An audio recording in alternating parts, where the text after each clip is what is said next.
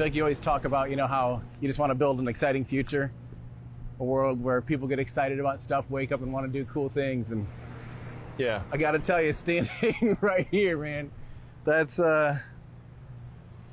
pretty hard to not get excited about this. Yeah, I mean, this is pretty crazy. I mean, there's a custom-built tower with arms that are designed to catch the largest and heaviest flying object ever made and pluck it out of the air. I mean, that's the theory anyway. So.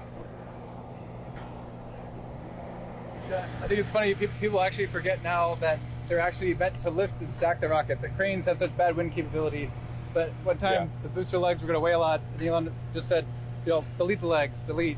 We're like, well, what's like, you just use the arms. And then he said it again, and we go, wow, he's serious. Okay, we better get on this.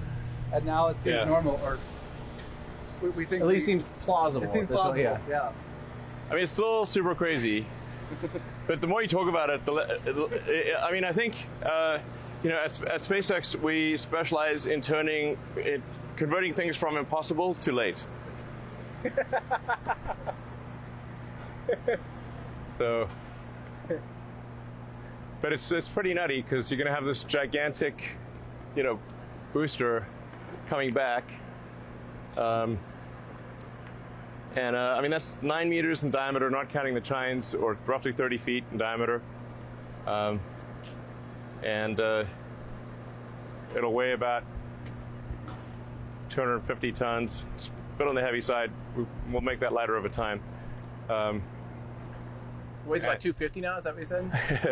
This is way heavier than I think we can get the, well, there's the weight at, there's weight at different points. So it's like, say, like weight when the landing tanks are full versus weight when the landing tanks are empty.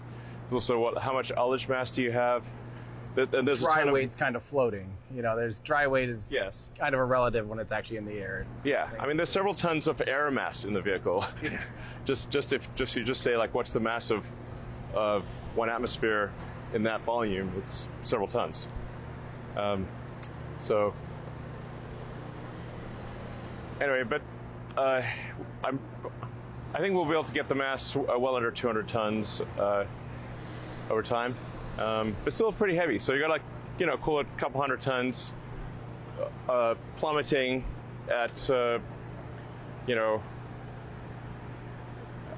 let's see. I think the velocity at which we start up the engines is more than half the speed of sound. So this thing is still coming in really fast. Yeah. Pretty much down in a downward direction. So then the light the engines. Like I said, I think around Mach 0.5, give or take. But it's only, several hundred meters in the air. So it's going to slow itself down very fast. Then correct any error. So like whatever the XY error is when the engines land, it's going to take out that XY error and then drop the velocity to basically zero. Come in between the arms. The arms will be wide, and as it's coming in, the arms will close, go flush against the side of the vehicle, and the vehicle will be descending through the arms.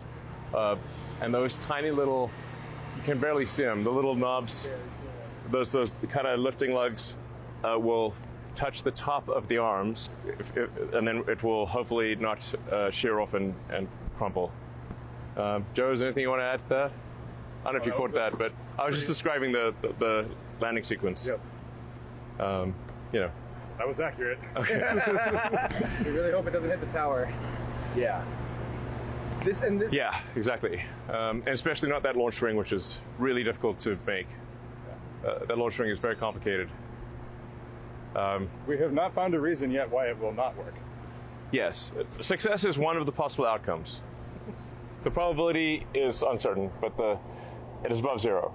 So the part of the, like the arms are off to the side. So in theory, the booster is going to come back and then